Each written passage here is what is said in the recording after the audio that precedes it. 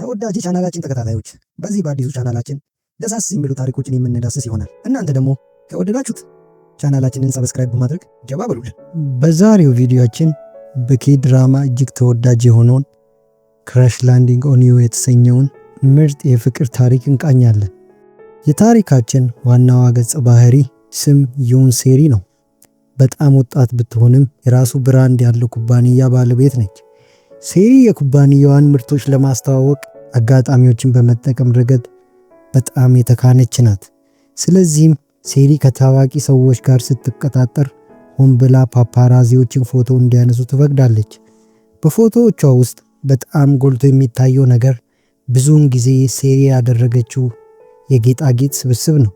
ያደረገችው የጌጣጌጥ ስብስብ ዜና ከተለቀቀ በኋላ ምርቱ እንደ ትኩስ ቂጣ ይሸጣል። የኩባንያው ሽያጭም በጣም ጨመረ። የአክሲዮን ዋጋም እንዲሁ እየጨመረ ሄደ። በተጨማሪ ሴሪ የመጣችው ከታዋቂና ባለጸጋ ቤተሰብ ነው። ሆኖም ሴሪ ስለ አባቷ ኩባንያ ምንም ግድ አይሰጣትም። ከልጅነቷ ጀምሮ በገንዘብ ራሷን የቻለችና በቤተሰቧ ላይ የማትደገፍ ነበረች። የራሷን ብራንድ ለመገንባት በትጋት ሰርታለች። የሴሪ ሁለት ታላቅ ወንድሞቿ ሁል ጊዜ ይቀኑባታል። ሁለቱም የአባታቸውን ከፍተኛ ሀብት ለመውረስ ይፈልጋሉ። ነገር ግን አባታቸው ኩባንያውን ለሴሪ እንደሚተው ግልጽ አድርገዋል። ሴሪ የአባቷን ጥያቄ ተቀበለች። ነገር ግን ኩባንያዋ በፍጥነት እየተስፋፋ ስለነበረ አባቷን ተጨማሪ ጊዜ ጠየቀችው። ከተናገረችም በኋላ ሴሪ ዞር ብላ ሄደች። በውጪ ሲታይ ሴሪ የተረጋጋች ትመስላለች። ነገር ግን በልቧ በጣም ተደስታ ነበር። ሴሪ የአባቷን ሀብት ከመውረሷ በፊት ባለው ቀን የኩባንያው አዲስ ምርት የሆነውን በፓራሹት መዝለልን በራሷ ፈተነች። ጸሐፊዋ የአየሩ ሁኔታ ለበረራ ተስማሚ እንዳልሆነ ቢያስጠነቅቃትም ሴሪ ወደ ሰማይ ለመውጣት ቆርጣ ነበር። አንድ ፎቶግራፍ አንሺ እነዚህን አስደናቂ ጊዜያቶች ከበስተጀርባዋ እየቀረጸ ሴሪ በሰማይ ከፍ ብላ እየበረረች ነበር። ልክ በዚያን ጊዜ ኃይለኛው የንፋስ ሽውታ ነፈሰ። ወደ ላይ በሄደች ቁጥር ንፋሱ እየጠነከረና እየጠጠረ ሄደ። በድንጋጤ ውስጥ ሆና ሴሪ በድንገት ከፊቷ የሚንሳፈፍ መኪና አየች። ከፊቷ አውሎ ንፋስ እንደነበረ ታወቀ። ደንግጣ ሴሪ ጮኸች። ከዚያም በኋላ በአውሎ ንፋሱ ተሳበች። ስትነቃ ሴሪ በአንድ የዛፍ ቅርንጫፍ ላይ ተንጠልጥላ እንደነበረ ተረዳች። በፍርሃት ዙሪያዋን ተመለከተች፣ አካባቢዋን ለማስተዋል እየሞከረች። ከዚያም ሴሪ ወደ አንድ ጭው ያለ ቦታ እንደተወሰደች አወቀች። ሰራተኞቿን እርዳታ ለመጠየቅ ወዲያኑ በእጅ ስልኳ ለመጠቀም ሞከረች። ነገር ግን ምንም ሲግናል አልነበረም። ስለዚህ ሴሪ በአቅራቢያው ያለ ሰው ጩኸቷን ሰምቶ እንዲረዳት ተስፋ በማድረግ ከመጮህ ውጪ ሌላ አማራጭ አልነበራት። ጆንግ ሂዮክ በጫካ ውስጥ ጥበቃ እያደረገ ሳለ የሴሪን ጩኸት ሰማ። እሱ በሰሜን ኮሪያ ድንበር አቅራቢያ የሚገኝ ወታደራዊ ካምፕ ካፒቴን ነበር። ጆንግ ሂዮክ ድምፁን ተከትሎ ሴሪ ተንጠልጥላበት የነበረው ዛፍ ስር ደረሰ። ሴሪ ጆንግ ሂዮክን አየችውና እሷን ለማዳን የመጣ ሰው በማየቷ በጣም ተደሰተች። ሆኖም ሴሪ በእንግዳው ኮፍያው ላይ ያለውን አርማ ስታይ እሱ የሰሜን ኮሪያ ወታደር መሆኑን ተረዳች። ጆንግ ሂዮክ ሴሪ ከዛፍ ላይ እንድትወርድ እንደ ምልክት ሽጉጡን አነሳ። ሴሪ ወዲያኑ የመከላከያ ልብሷን አውልቃ የጆንግ ሂዮክን ጥያቄ ፈጸመች። መሬት ስትወርድ በአጋጣሚ በእቅፉ ውስጥ ወደቀች። ሴሪ ለጆንግ ሂዮክ ደቡብ ኮሪያዊ መሆኗንና በበረራ ላይ ሳለች በአውሎ ንፋስ ተይዛ እዚህ እንደደረሰች በፍጥነት አስረዳች። ቢሆንም ጆንግ ሂዮክ ሴሪን ለተጨማሪ ምርመራ ወደ ድርጅቱ ለመውሰድ አጥብቆ ጠየቀ። ሰሜን ኮሪያውያን ዓላማዋን ሲረዱባትና በኃይል ሲያባረሯት እንደሚችሉ በመስጋት ሴሪ እምቢ በማለት ሮጠች። ጆንግ ሂዮክና ቁርጠኛ የሆኑ ወታደሮች እየተከተሏት ከጫካው ለማምለጥ ሞከረች።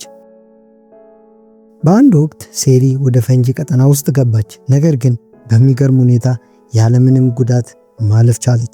ሆኖም ከበስተጀርባዋ የነበሩት የሰሜን ኮሪያ ወታደሮች ያንኑን አደጋ ለመጋፈጥ አመነቱ። ማሳደዱን ለመቀጠልም ፈንጂውን ዞሮ በመሄድ ለመሮጥ መረጡ። በመጨረሻም ሴሪ የእሾህ አጥር ድንበር ደረሰች። ወደ ደቡብ ኮሪያ የተመለሰች መስሏት ነበር። ነገር ግን አሳዶጆቿ እየዛቱባት ተኮሱ። ሴሪ ሳታስብ በእሾህ አጥር ላይ ዘለለች።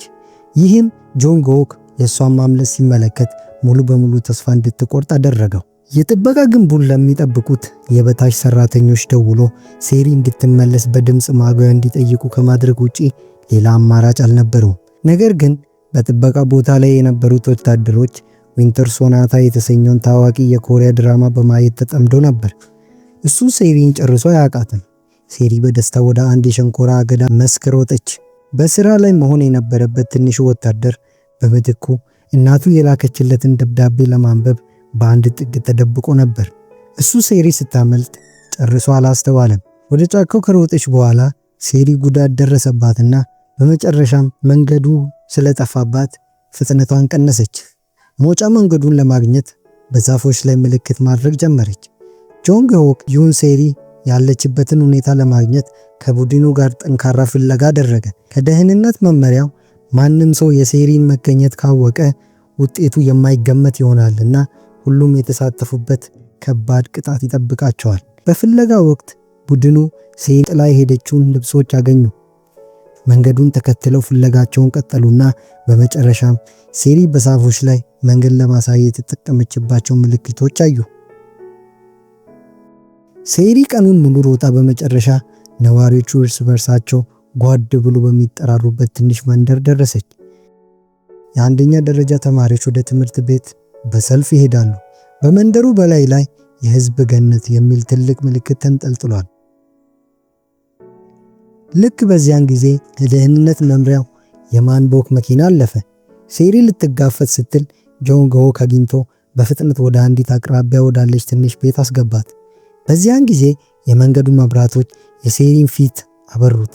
የጆንግ ሆክን መልካም ገጽታ በግልጽ ማየት ቻለች። ሴሪ እንዲህ ያለ መልካም ሰው ባልተጠበቀ ሁኔታ በማግኘቷ ተደሰተችና ጆንግ ሆክን እንደገና በማየት ደስታዋን መቆጣጠር አቃታት። በመጨረሻም እሱ ብቻ ሊረዳት ስለሚችል ከአካባቢው እንድትወጣ እንዲረዳት ጠየቀችው። ጆንግ ሆክ በበኩሉ ማንም ሳያስተውል ይችን ልጅ እንዴት እንደሚያስመልጣት እያሰበ ነበር። በሀገሪቱ ሕግ መሰረት ሴሪን መግደል እንዳለበት ያውቃል። ነገር ግን አመነታና ሊያደርገው አልቻለም። ሴሪ ጆንግ ሆክን በእሷ እንደተሳበ በመረዳት ወደ ጆንግ ሆክ ቤት ለራት እንሂድ አለችው። ጆንግ ሆክ በደግነት ለሴሪ አንድ ጎድጓዳ ኑድል አዘጋጀላት። ሆኖም በምግቡ ውስጥ ጎጂ ነገር ጨምሮ ሊሆን ይችላል በሚል ጥንቃቄ እሱ መጀመሪያ እንዲቀምስ ጠየቀችው። እሷ በደቡብ ኮሪያ ታዋቂ ሰው እንደነበረች እና በሀብታም ቤተሰብ ውስጥ እንደተወለደች አስረዳችው። ነገር ግን በዚህ ራቅ ያለ ቦታ ኢንተርኔት ስለሌለ ጆንግ ሆክ ሴሪ እውነቱን እየተናገረች ይሁን ወይም ውሸቱን እንደሆነ ማረጋገጥ አልቻለም። ሴሪ ወደ ሀገሯ ስትመለስ ለጆንግ ሆክ ብዙ ጥቅሞችን እንደምትሰጠው ቃል ገባችለት። ነገር ግን እርሱ በቅንጦትና በሀብት ቃል ኪዳን አልተሳበም። በዚህ ጊዜ በጆንግ ሆክ ክፍለ ጦር ውስጥ ያሉ ወታደሮችም ወደ ቤቱ መጥተው ሴሪን እዚያ በማግኘታቸው ተገረሙ። ስለ ሁኔታው ለመወያየት ተሰበሰቡ። ኪዮቺሱ ሴሪ የደቡብ ኮሪያ ሰላይ ነች ብሎ አመነና በጣም አደገኛ እንደሆነች ገመተ። ስለዚህ በተቻለ ፍጥነት እርምጃ መውሰድ እንዳለባቸው ተናገረ። ሴሪ ግን ወደ ኋላ አላፈገፈገችም። የእሷ እዚህ መገኘት በሌሎች ከታወቀ የድንበር ጠባቂዎች ስራቸውን ሊለቁ እንደሚችሉና ይህም ወደ ከባድ መዘዝ እንደሚመራ አውቃለች። ለሁሉም የጋራ ጥቅም እንዲያስቡ ተማጸነች። ሴሪ በአውሎ ነፋሱ ወደ ተወሰደችበት ቦታ መመለስ ፈለገች። ነገር ግን ይህ የማይቻል ነበር። በደቡብና በሰሜን ኮሪያ መካከል ከፍተኛ የቮልቴጅ የኤሌክትሪክ መስመር አለ እና የጆንግ ሆክ ቡድን የድንበር ጥበቃ ስራቸውን ለሌላ ቡድን አስረክቦ ስለነበረ ለሚቀጥሉ ጥቂት ወራት ወደ ጫካ መግባት አልቻሉም። ሴሪ በመካከላቸው አንድነት እንደሚያስፈልግ በማጉላት ጆንግ ሆክ መፍትሄ እንዲያገኝለት ወተወተችው። በደህንነት መምሪያ ከተያዘች የሁሉንም ሰው ደህንነት አደጋ ላይ መጣል አልፈለገችም። በዚህን ጊዜ ጓድ ኪም ጁ ሜክ አጎቱ ሴሪ በምስጢር ድንበር እንድትሻገር ሊረዳት እንደሚችል ሐሳብ አቀረበ። ሆኖም ይህ ዕቅድ ለተጨማሪ 3 ቀናት መጠበቅ ነበረባት። ሴሪ ይህ መዘግየት አንድ አስፈላጊ የቦርድ ስብሰባ እንድታመልጥ ሊያደርጋት እንደሚችል ብትሰጋም ማምለጥ ብቸኛ አማራጭ ስለነበረ ለመጠየቅ ተስማማች። ጆንግ ሆክ ደግሞ ሴሪ በቆይታዋ ወቅት የምትከተላቸውን አንዳንድ ጥብቅ ደንቦችን አስቀመጠ። ከቤት መውጣት አትችልም፣ ከሌሎች የቡድን አባላት ጋር ማውራት አትችልም፣ እናም በፍጹም ደቡብ ኮሪያ የሚሉትን ቃላት መጥቀስ የለባትም። ሴሪ በበኩሏ በየቀኑ 2 ጊዜ የስጋ ምግብ እንዲቀርብላት በድፍረት ጠየቀችው።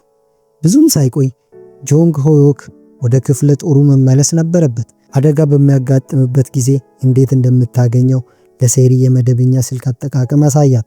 ሴሪ እሱ ስራ ላይ ያለ እንደማታስቸግረው አረጋገጠችለት። ነገር ግን እውነታው እንዴት መታጠብ እንዳለባት ለመጠየቅ ብቻ ሴሪ ለጆንግ ሆክ ብዙ ጊዜ ደወለች። እንዲሁም እንደ መታጠቢያ ገንዳ፣ የሰውነት መታጠቢያ ሳሙናና ጥሩ መዓዛ ያላቸውን ሻምፖች የመሰሉ የማይቻሉ ነገሮችን ጠየቀች። ሴሪ ያለችው ሰሜን ኮሪያ እንጂ ደቡብ ኮሪያ እንዳልሆነ የዘነጋች ይመስላል። ጆንግ ሆክ ተናዶ ስልኩን ዘጋው። ሴሪ ውሃ ለማግኘት በጣም ጥንታዊ መንገድ ለመጠቀም ተገደደች። ከዚያም በመታጠቢያ ገንዳው ዙሪያ ጨርቅ ጠቀለለች። በመጨረሻም በምቾት መታጠብ ትችል ይሆናል። ሴሪ ገላዋን ታጥባ እንደጨረሰች ኤሌክትሪክ በድንገት ጠፋ። ሌሎች ሰዎች ለዚህ ተዘጋጅቶ የነዳጅ መብራት ወይም ሻማ ይጠቀሙ ነበር። ሴሪ ግን አልተዘጋጀላትም ነበርና ምን ማድረግ እንዳለባት አላወቀችም። ለጆንግ ሆክ ለመደወል ሞከረች፣ ነገር ግን እርሱ ስልኩን አላነሳም። ልክ በዚያን ጊዜ አንድ ሰው የእጅ ባትሪ ይዞ ወደ ግቢው ገባ። ወራሪ ሊሆን ይችላል ብላ በመስጋት ሴሪ ራሷን ለመከላከል የአበባ ማስቀመጫ ያዘች። ሆኖም ለእፎይታዋ የተመለሰው ጆንግ ሆክ ነበር። እሷ የጠየቀችውን አይነት ጥሩ መዓዛ ያለው ባይሆንም በመብራት መቆራረጥ ወቅት የምትጠቀምበትን ሻማ መጣላት። በሁኔታው ተውጣ ሴሪ ማልቀስ ጀመረች። ከጥቂት ቀናት በፊት በደቡብ ኮሪያ የቅንጦት ሕይወት ትኖር ነበር። አሁን ግን ሰሜን ኮሪያ ውስጥ በአንድ እንግዳ ሰው ቤት ውስጥ ስታለቅስ ራሷን አገኘችው። ጆንግ ሆክ ሴሪን በነፃነት እንድታለቅስ ሻማውን አጠፋውና ነገሮች እንደሚሻሻሉ በመንገድ በቀስታ አጽናናት። ጆንግ ሆክ ለስራው ወደ ፒንግዮንግ መሄድ እንዳለበትና እሷን ወደ ደቡብ ኮሪያ ሊሸኛት እንደሚችል ነገራት። ሆኖም የቡድኑ አባላት እንድትመለስ ይረዷታል። በዚህን ጊዜ ሴሪ የጆንግ ሆክን ስም ጠየቀች። እሱ ግን አልነገራትም። ወደ ደቡብ ኮሪያ እንደተመለሰች እዚህ የሆነውን ሁሉ እንድትረሳ ብቻ መከራት። ጆንግ ሆክ ከሄደች በኋላ ሴሪን አሁን የገዛላትን ሻማ ለማብራት ወደ ክፍሏ ተመለሰች። በዚያም ጆንግ ሆክ የገዛላትን የግል ዕቃዎች ፈተሸች። እነዚህ ሁሉ ጆንግ ሆክ ከመንገድ ላይ ከነጋዴ የገዛቸው በድብቅ የሚገቡ ዕቃዎች መሆናቸው ታወቀ። በቦርሳ ውስጥ አዮዲን ጭምር ነበር። ሴሪ በጆንግ ሆክ ደግነት ልቧ ተነካ። ጆንግ ሆክ ፒዮንግዮንግ ከደረሰ በኋላ የቡድኑ አባላት ሁል ጊዜ ከሴሪ ጎን ነበሩ። ጁ ሜክ ብዙ ጊዜ ስለ ኮሪያ ፊልሞች ታሪክ ያወራላታል። ቺሱ እንደ ቀድሞ ከሴሪ ጋር መከራከር ይወዳል። እንዲሁም አደጋን ለመከላከል ክፍለ ጦሩ ሴሪን በህይወት መቅበር እንዳለባት በከፍተኛ ድምፅ ተናገረ። በሌሊት በመንደር ውስጥ መደበኛ ፍተሻ ነበር። በዚህን ጊዜ ጆ ቾል ካንግ በጆንግ ሆክ ቤት ውስጥ ያሉ መብራቶችን አሁንም በርቶ እንደነበረ በአጋጣሚ አየ። ጆንግ ሆክ ፒንግዮንግ ስለነበረ ማንቦክ በጣም ተጨነቀ። ቾል ካንግ የበታቾቹን የጆንግ ሆክ ቤት በር እንዲከፍቱ አዘዘና ሁሉም ገብተው ፍለጋ ጀመሩ። ወደ ምግብ ማከማቻ ሲደርሱ ሴሪ እዛ ተደብቃ አገኛት። ልክ በዚያን ጊዜ ጆንግ ሆክ በጊዜ ተመለሰ። እሱ በጣም ተናዶ ነበርና ቾል ካንግን ለምን የወደፊት እጮኛዬን እንዲህ ታደርጋለህ ብሎ ጠየቀው።